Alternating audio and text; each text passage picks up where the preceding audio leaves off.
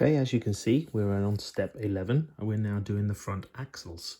So we need a couple of components. So we need the C4s, we need the front axles, and we need a screw pin. And we need to do this twice, one for the left and one for the right. So here you can see that I've actually done the right hand one ready, and the axles are easily identifiable by the drawing. And this is the left one. So as you can see here, is this section here, the top section that you look out for. So we'll put them together. Yep, so we're going to do this step now. So you take your C4 component, your pin, and you take your pin, pop your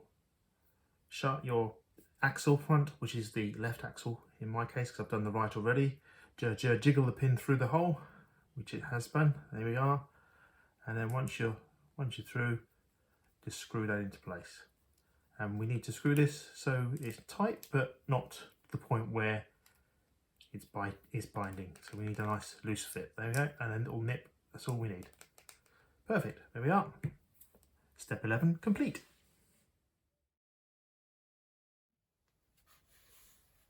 Step 12 is very similar to step 6. Step 6 was our rear arms, and step 12 is our front arms. So these are the components E1 and E3. We also need our screw pins, BB12s, which are 3mm by 32mm. And we also need our self-tapping screws, or like a step screw, which are 3mm by 21mm.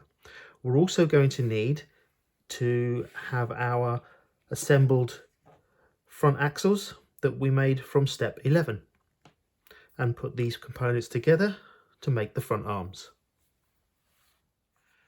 So this is effectively what we're making. I'll show you how I did this, because they are identical for left and right, just the different arm going into the end. But you take a couple of the BA3 screws and you pop those through the back, and you carefully screw these together, and you make sure that they are tight, but again not overly tight, because again this plastic is very, very soft. So you just need to nip it up so it's nipped up. And I'm just going to nip these up together so they are nice and straight. So there we go. That's tight. That one's tight with a quarter turn, and that one is now tight with a quarter turn. They're nice and tight. Then we take this, and one of our 3mm by 32mm screw pins, and the axle from step 11, and we pop that through the front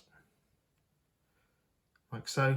And this is a little bit of grease on here, not too much, and we need to locate the axle through the hole. Here we are. Okay, and then we tighten that through as well, and the screw section is at the top end of the screw, where the screw head is, and tighten that up. There we are. And then get tight with the quarter turn, and this needs to be nice and free. So there we are, step 12 complete. On step 13, we need our assembled front end that we made from the previous steps, and the assembled arms that we've just made. And we also need some parts from bag B, which are the screw pins, the 3mm by 46mm, the BA10 washers, which are 3mm washers, and a couple of step screws, which are 3mm by 14mm. Very similar to step 9 with the rear. We're now with the front attaching the arms to the front section of the car. So we end up with our trailing arms out to the front of the car, which is nice. So we'll put that together. So we will take our screw pin, a 3 by 46mm screw pin, we shall insert that through the front of the car, finding and locating the holes using the aged art Arkwright method of jiggling it a little bit. And then jiggle. There we are. So we take our screw pin and we now screw that through and into place like so. So again, up and a quarter turn. So you've got a nice loosely fitting. And we then take our step screw, which is our 3mm by 14mm step screw, and we pop just a little bit of grease, like it says, on the area of the screw pin, and we're going to now attach this onto the front of the arm, and we're going to pop that through. So we're going to pop it through. I'll collect the washer, which goes in between, the 3mm washer, and then that attaches onto the axle assembly, and then you screw that tight as well. So there we are, and then we just keep this screw through. As it's a step screw, it will just screw and stop. So keep it going, and then stop, quarter turn, done. You now have a nice fitting front axle arms. Perfect. That is step 13 completed. So we are now doing step 14, and step 14 is about binding your receiver, your speed controller and your servo all together, which I've done off camera. So I've got a TBLE04S, which I've popped in and wired up according to the manual here with my 7.2 battery pack. My servo I've put in my neutral position already, so that's already waiting for me, and the receiver I just used a FlySky receiver, a FlySky A3 receiver, which I'm using on my GT5 transmitter, fairly standard receiver. So I've done the binding and I've done the neutral point. We're going to give this servo a try. This is from Banggood RMG995. It says it's a high torque, it's a metal geared servo. They reckon about 9 kilograms. Should be enough for this, and should be fast enough for this type of buggy as well. So I've done the neutralized position, so that's all ready for me, and we're going to need some parts from our bag. So we're going to need a couple of the BB6s, which I've measured up on the drawing. We're going to need a couple of the BB8s, which are the ball joints, ball connectors. And depending on which servo you use, you choose the screw that fits your servo. In my case, this is the 3mm by 10mm machine screw, which I'm gonna, because it's a metal one. Gonna need some parts as well from the parts tree. We're gonna need B2 or B4. So in my case, the B4. We're gonna need a B8, which is this one, and we're going to need an A5, which is this one, and a B5, which is like a washer. So we need to pop the ball ends into here, and then we need to add all this together and then pop it onto our servo in a neutral as possible position. So that's what I'm going to do next. So popping the ball joint connectors on, straightforward enough. You've got a encapsulation nut area, so you put the nut in so it encapsulates in there, and then pop your ball connector on. I've got Tamiya kit, so the nut spinner I use.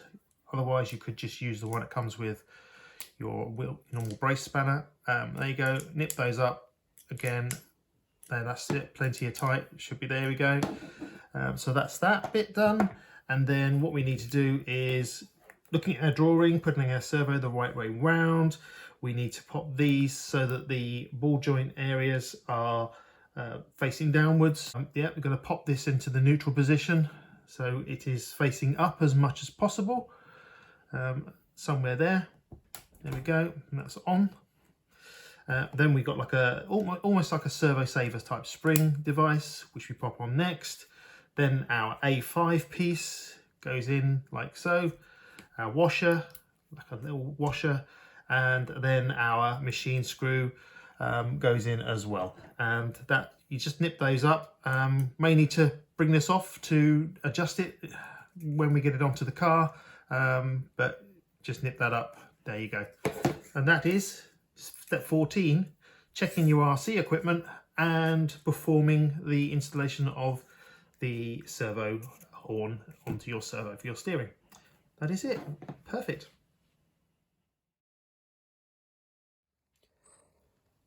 For step 15, we need to do the steering arms now. So we need the 2 steering rods, which are one is longer than the other. So we're going to set these according to the drawing, one at 74mm and one at 52mm. We're going to need 4 of these 5mm adjusters, a couple of BA4s, which are the 3x10mm self-tapping screws, a couple of 3mm washers, some C2 parts, which are these 2 here, and of course our servo that we made from earlier. So we're going to put this together. So I've now made these steering rods up, and the first one you'll see is at 52mm, and you should be able to see, hopefully on the drawing, hopefully on there we go, bring it into focus at 52mm between the 2 ends there, the two adjustable ends.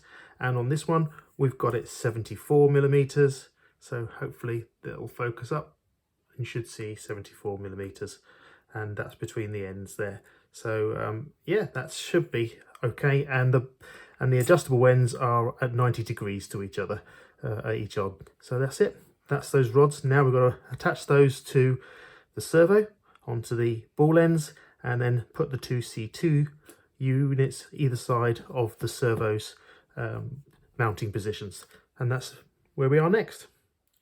So putting our servo into here now, and you can see that the smaller rod is on this side of the servo and the longer rod is on the other side of the servo. So it's just a case of putting these into position and snapping them into place, and probably use a little, because they're quite tight, I'll probably just use a pair of pliers to help me snap them into place. There we are. So that's one, like so. There we are.